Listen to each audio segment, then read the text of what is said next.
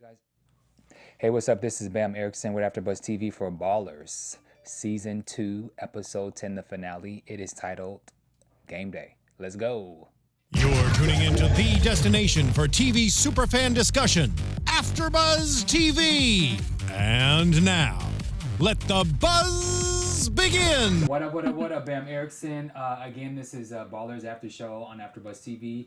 Ballers Season 2, Episode 10, titled Game Day. You can follow me on all social media at Bamm Ericsen.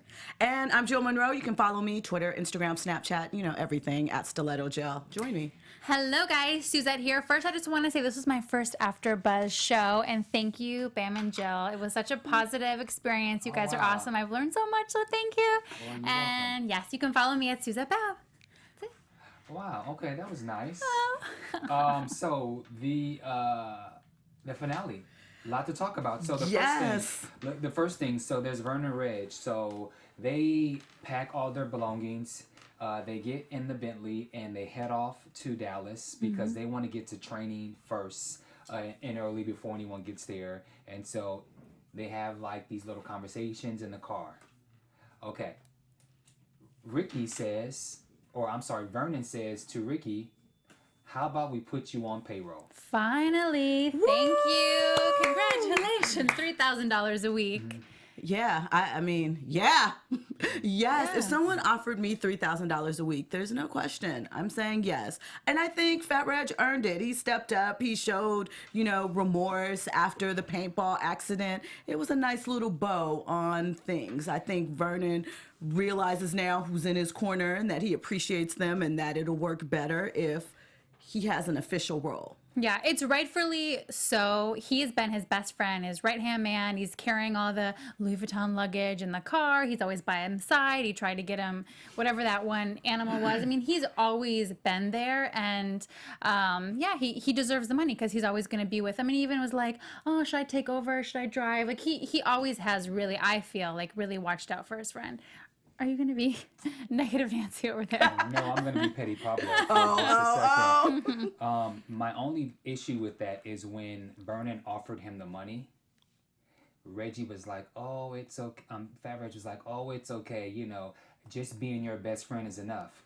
No, homie. You fought. You went to Joe. You got into it with him. Don't back down now that he's making you a deal.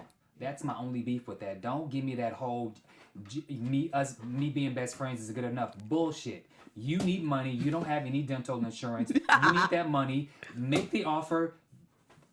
Take the deal and continue to be homeboys and keep going. Don't give me this whole BS about. Do you think it was false humility, or do you think that he was still feeling guilty because of the paintball, and now he knows that Vernon, an Achilles injury is serious? So I don't care what he was thinking. Take the money. He needs to take the money and move on. Like Vernon is over. He's let it go. So he's offering you money. Take the money. Say thank you. Turn the music up and let's keep going. Like it just that didn't make sense to me that he would he would fall back after this whole entire season. I don't think he's being serious though, because that's like when girlfriends have given me they've given me a gift and it's like, I mean, like I don't need it. I mean, obviously this is different, $3,000, but I just think he was just saying that because of the timing. I think he expects to eventually get paid. You think it was like, when the girl is out to dinner and they reach for their wallet. Exactly. And that's it's kind like, of what I think if I really got to was. pay, it's a problem. But I do think that he was playing the role, but there's no need to play the role. Right. Just say, okay. That's Agreed. all. But great wrap up for that storyline. So Charles, Julie, and the nanny is still there. I have a bad feeling about this. Here's the thing. Where's the nanny going to go? Somebody has to watch the kid. Charles can't get too up in Julie's face because of all the things that Julie has done to stand behind him. And really, he's going to continue to be away from home. So he's going to have to figure out a balance. I mean, Seifert told him he ended up divorced, I think, twice. I give that. They do need a nanny.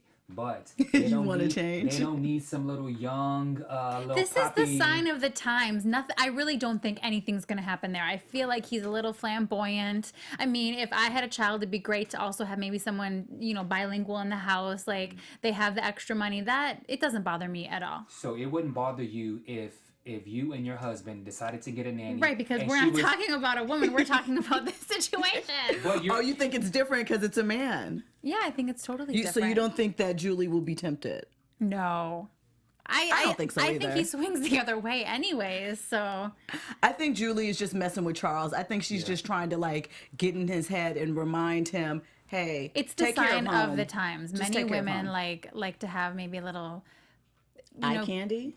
I'm saying like Not a a- gay nanny, and you're gonna go shopping, and they're gonna be like into like Well, I, looking I, at I shoes. did mention or, that we're not sure. We're not sure. There's not much, Yeah, I'm but not saying if he's not, you need to make sure that you have an ugly nanny For both. for both. Yeah. That's it. Oh That's my the God! only Think fair about thing. all the celebrities that had hideous nannies, and still the men got with these hideous nannies. Like I you'd rest be my case. surprised. I rest So my maybe case. you're too I young. rest my case. I'm gonna shut A up. hideous old nanny. Maybe Yeah. that's the key. Yes, A but that's hideous it. Old Yeah, nanny. somebody maybe a little elder and sweet and kind, like a grandma figure. I agree. Yeah. Okay.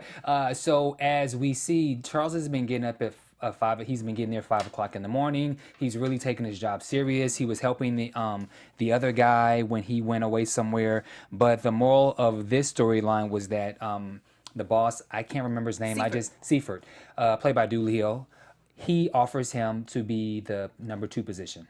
That's And big. so now this is a great thing for him. But the only thing is, Seifert asked him, so you're gonna be on the road for the next couple of months.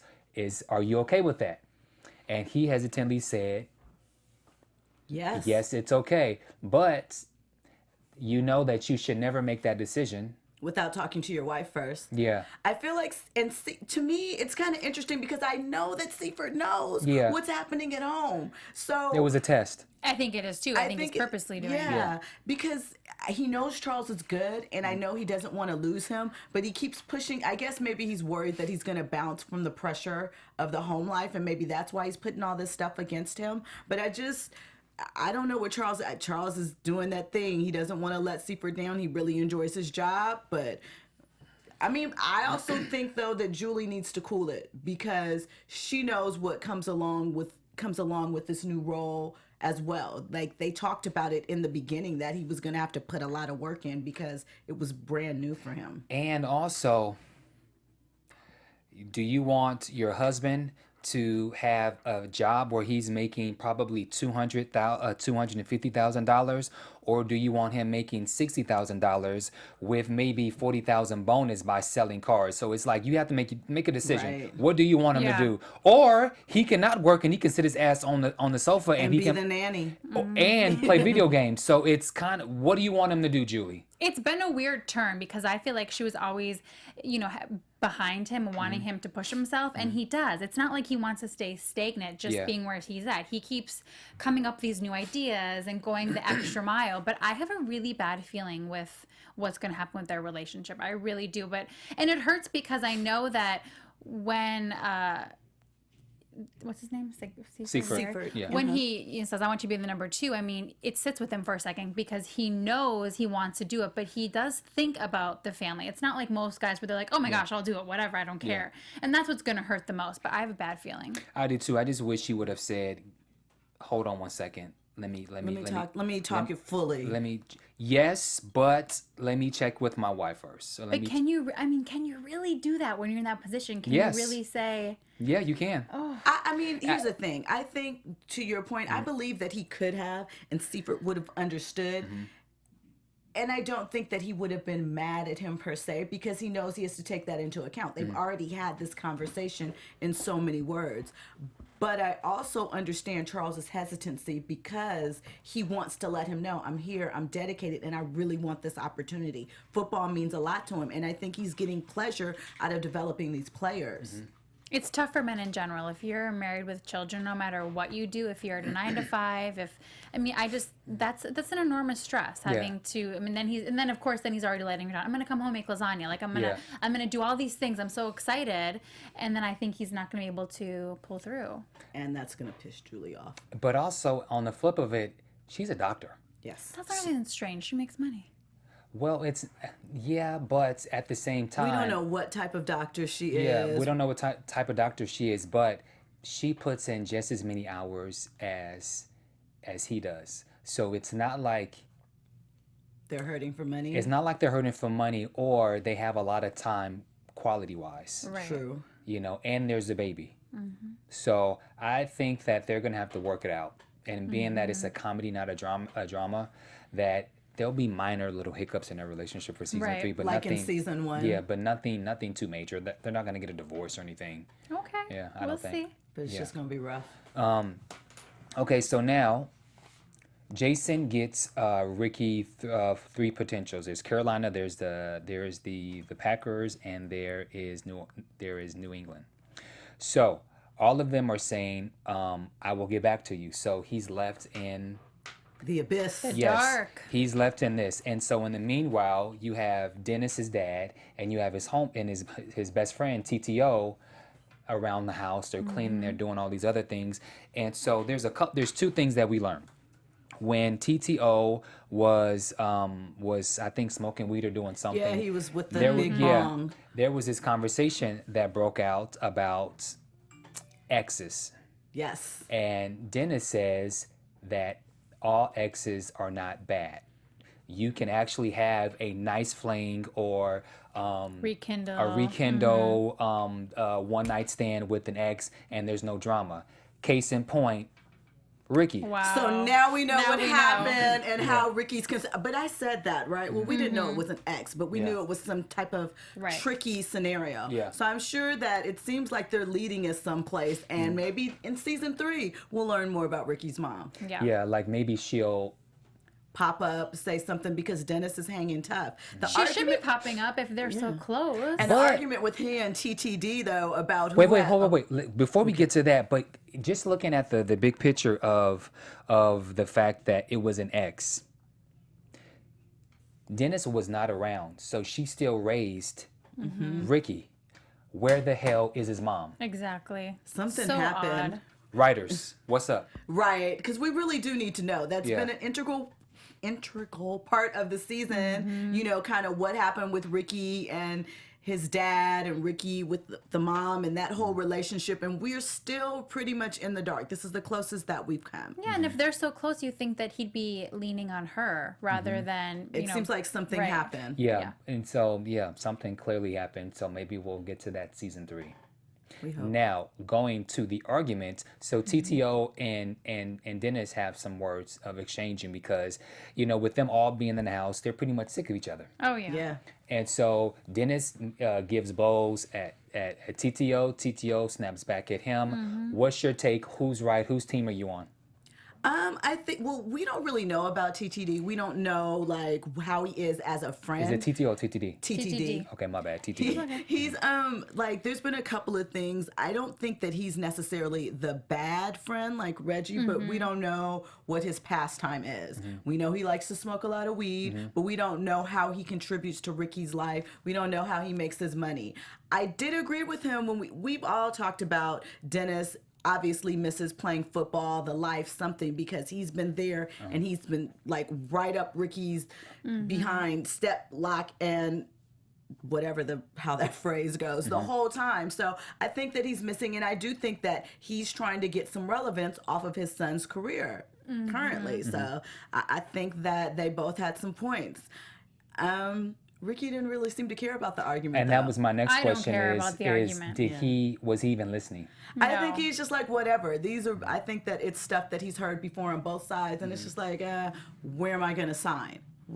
They're in close whatever. quarters as part of it, and I think that Dennis is becoming very jealous of anyone that's going to get too close to his son, and that's where I think that just lays. I think Dennis wants it just to be Dennis and Ricky, and then that's it. So maybe that's why, and I think And they the just women. and the women and the car that his son bought for him, but it didn't really do anything for me. Me neither. I just thought it was an interesting thing. And like you said, Jill, they're both right. Dennis does seem to be a lazy ass who doesn't do anything. And Dennis seems to be someone who, or I said TTO, and then Dennis seems to be someone who is there to be relevant so that someone may remember his old ass. So they're Right. parallel if you think about it. Yeah. Like They're the the same old type and the- of person. yeah. Exactly. Two sides of the same coin. Okay, so now then what happens later is Jason takes him to the beach where he runs into some players from New England, and so they're on the grass and Danny Amendola, Julian Edelman, Our football girl, yeah. and yeah, I don't remember who else, but yeah. and so they're running routes. He's playing the exposition, and he was balling in the sand, and so. And I don't even think he had on cleats. He was No, he was barefoot. Yeah, Yeah. well, in the in the sand. I like seeing that action for once. Like, I wish we saw more actual field stuff sometimes. Like, I felt like this was a good episode to see a mix of everything: business, football, partying. Like, Yeah. it was a good episode and it moved fast. Yeah, So and it was so fun. we are led to believe that he will now go to New England for the 1.5 million for 1 year. Can I just point something out? 10 episodes. We still don't know where Ricky's signing. Yeah. Like, that irritated me. Yeah. I get it, but that irritated me. Yeah. I know we've gone on this journey and Ricky's been trying to find himself. Did he want to be in Miami? Did he want to go for the money? And now he wants to go for the fame and the glory Or the ring. or the ring. Yeah. Jason said, "Be careful what you wish for," because now look what we're left with. And, $1 and you million saw after he's contract. huffing and Yeah. puffing, working his ass off, he's thinking, "Really?" Like, you know what I'm saying? Like, once you're there doing the work, you think, "God, I'd like to make a little more." Joe, I agree with you, but I'm just going to play devil's advocate just for the sake of maybe in the end, it's not about the money. He can care less about his dad and his best friend arguing. He just really wanted to play football. Or do you think he really wants to play football? 'Cause Or wants the love. I think he wants to play just based off of how he went out there in the sand. Right. We don't know had he been drinking. I don't believe he smokes. We don't know what he did or what like you have to Right. you have to stretch, but he didn't stretch. All he did was he was like, "Oh damn." And then once he got out there, he really got into it. He only dropped one pass. So you can tell that he loves the game. And so maybe that's the outcome of this storyline. Yeah, let me tell you something else, writers. Let me talk to you guys, because I know you guys are really deeply involved in the process. OTAs do not come before the rookie transition program. I just want to say that. So all the timetables are off. I'm really not sure what time of year it is. We had free agency, the draft. Like, I'm so confused with the timetable. I have to agree. really wish I that love we could you. just kind of get that together, because it throws me off, because I really don't know what time of year it is. I don't know how, like, is Ricky still, like, how far away is it? Are you still being silly with some of this? I just wonder about some And of then that you stuff. have Vernon, who goes to Dallas before The camp OTA, starts. yeah. And so I'm like, I think they said OTAs, but then OTAs could be in like March. It's just all confusing to me. He couldn't have really healed that fast to get out there and do this. Is the team taking a chance on him doing that? They haven't even checked him out to know how healthy he is. I just don't like that aspect of it, because it doesn't make football sense to me. But let's continue. Oh, good. and going back to Vernon, I was like, oh God, please don't. Yes. A car I was accident? Did you no, think? Oh, I no, thought not No, car I thought he was gonna hurt himself. On the Oh, field, yeah, he I was was like, pushing it. oh shit, he's gonna hurt himself. pushing And it. to get hurt by who was drafted as your replacement or whatever they were doing, or signed. I can't remember that part. But yeah, I was just like, no. But I guess they just wanted to show us that Vernon has heart. But Well, I that's was hard. like, we they knew that. always feel invincible too, Yeah. just like Spencer's character. I mean, you have an injury, but it's like, I have to do this. I have to be here. Let's go. Yeah, but the reality is when Right. pain kicks in, especially when you're playing against someone else and in the position that they are, where they're literally you have two reindeers colliding.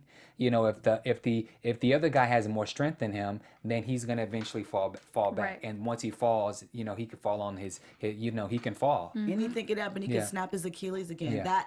That's the injury that took Kobe Bryant out. Look how long it took for him to. Even Absolutely. Kobe Bryant on the fast track took, I think, like 9 months. So that timetable does not add up. But Yeah. whatever. But however, now let's get to Spence and Joe and Mr. Anderson. So, Mr. Anderson decides that he does not want to take the $11 million. Now he has the check. He got the money. He has $11 million. He's ready to give it Mr. Anderson plus the $1 million that he gave him, non-refundable or whatever. And Mr. Anderson says that he doesn't want to do this. Now, what's your take on him rejecting the offer and then countering him with the other offer. What's your take on that? I'll start. I felt like this was just actually realistic, so it was refreshing because this whole idea that he just somehow got $12 million from each of the players and everything's fine, I'm going to buy it. I just felt that it was something that like is true, something that could possibly happen. And again, it goes back to even Andre and Anderson and Joe and all the guys, they all value Spencer. They want him to win. They still trust him. So the fact that Anderson's like, I still trust you. It's still going to be my company, but you can't afford it. Just get the registration. We'll make it happen. Like, I just felt like it was something that was real, that it's something that makes the most sense. Like, there's no way he would have been able to buy the team. And like Anderson is saying too, you're still not going to have enough money then to still run a business, you know? Mm-hmm. I felt like it was, how it all just wrapped up in a bow. I was kind of like, but I did think that it was realistic that Anderson might have backed out, but I fully think that it has everything to do with what Andre said to him. I think Andre got in his head and he realized, whoa, I'm messing with the cash cow here, because Spencer has, for the trouble he's caused, still players like him. He gets that attention, and that's something that you can't just, it's not easy to replace like that. Very true. Very true. I felt like that had everything to do with Andre's interest and the counter offer that Andre made. And to your point, it makes sense, because even still, we know that Spencer doing that, the next season, you'd be, whatever happens to guys that violate that, he never would have gotten accredited. It never would have happened. Well, still, and maybe, I mean, yeah, he's not going to get his registration on his own, but maybe still being under the Anderson bubble. No, I think that he can under the Anderson bubble, but I thought that him striking out, because there would be questions, where did you get the money? Like, I felt like that was something that would be looked into, and somehow it would come up that you're taking money from your players. I'm going to assume that anyone who has a multi-million-dollar sports agency would be smart enough not to sell his company to Spencer. So I'm thinking now that maybe Mr. Anderson, the intention was never to sell it to Spencer at this time, and his intention was never to actually sell it to Andre either. But as a business person, you always want to hear offers. Yeah. You want to see what you think it's worth, and then what other people think it's worth. So this could have all been Mr. Anderson's plan the whole entire time, and obviously letting Spencer go, he knew that that was a mistake, and he also knew that selling him would also be the mistake. So he probably, he's rich, so like he probably sat and really thought about this, which he told him. He was like, this won't be a good idea because next year, blah, blah, blah. And so I think he probably just thought about it and said, this is the best solution. But being that this was the first scene, I was like, okay, so what's the punchline? Mm-hmm. The punchline is him getting the registration. Right. So now let's go to this. He calls his homeboy Nathan, who is a player from back in the day, and they have personal Clyde? It's Clyde, right? Clyde? Is it Clyde? Yeah, Clyde. Okay. He works for the PA. But they used to play together. I'm assuming he's a big man, so I'm just gonna assume that they played together just based off the shenanigans that they did. That's player. That's purely player stuff. That wearing panties and stuff. That's clearly on some freaky, orgy type stuff. Oh yeah. Miami. But so Clyde tells him that Eddie George filed a grievance. A grievance against him. So now they go to the rookie symposium, and Spencer, did you just really think that you were gonna just knock on 308 and just barge your way? He's got to try. I mean, it wouldn't be Spencer if he didn't try and charm his way out of a situation. I think he could. You had someone lose millions of dollars. And apparently slept in their car at some point. And he slept in his car, and so he's gone through this whole thing. You never called him. And so you think that you're just going to knock on this man's door past dark, not even in the daytime where you can like kind of catch him and pass him, but you knock on this man's door at room 308 is maybe 10, 11 o'clock, and then you just think that you're just gonna get him change your mind. You know Are what that effing reminds crazy? me of? That reminds me of a man thing. Is Spencer like thinking, oh yeah, I'm gonna go talk to her when she sees me face Oh to my face God. because she's Hilarious. just missing that. Yes. You know, you haven't called or whatever. So if you go in person, then it seems Yes. more sympathetic Yeah. and so forth. So that's what I think was going on. We've all been there. Yeah. Now, just as you have your hangups, I have my hangups too.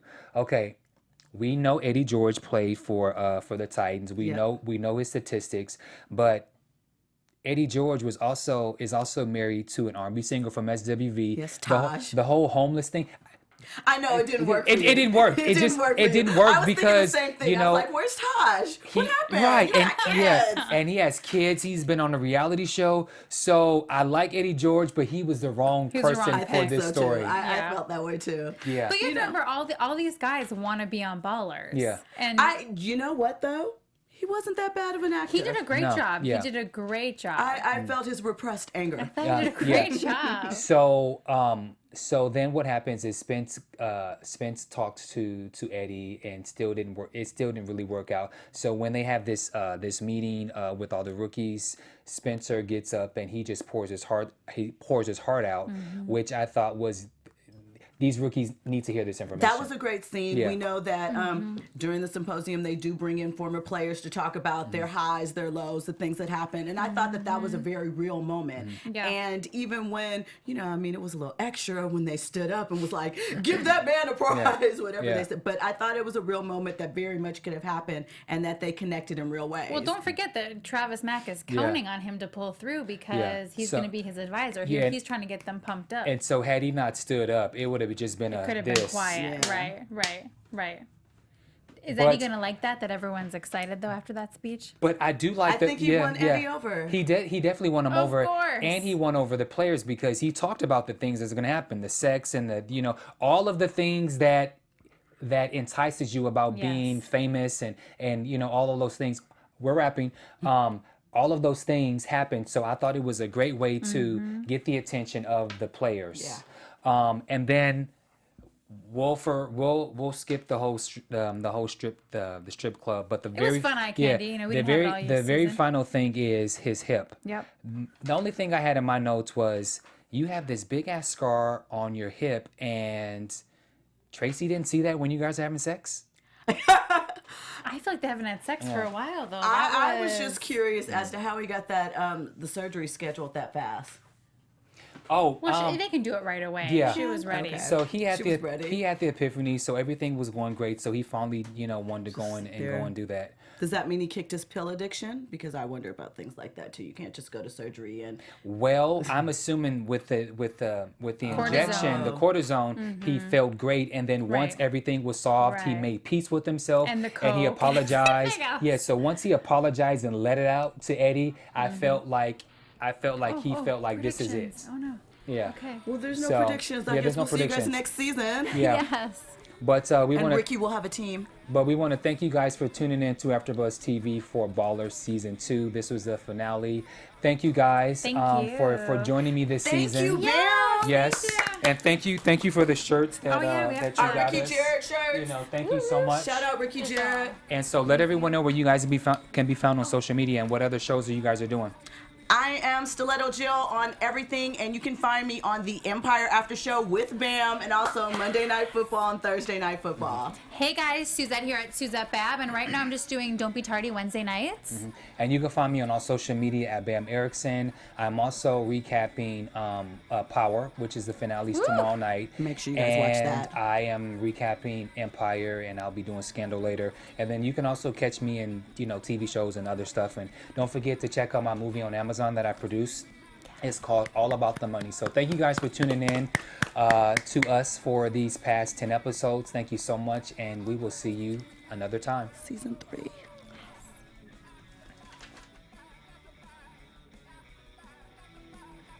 From executive producers Maria Menounos, Kevin Undergaro, Phil Svitek, and the entire AfterBuzz TV staff, we would like to thank you for listening to the AfterBuzz TV network. To watch or listen to other after shows and post comments or questions, be sure to visit AfterBuzzTV.com. I'm Sir Richard Wentworth, and this has been a presentation of AfterBuzz TV. Buzz your Buzz your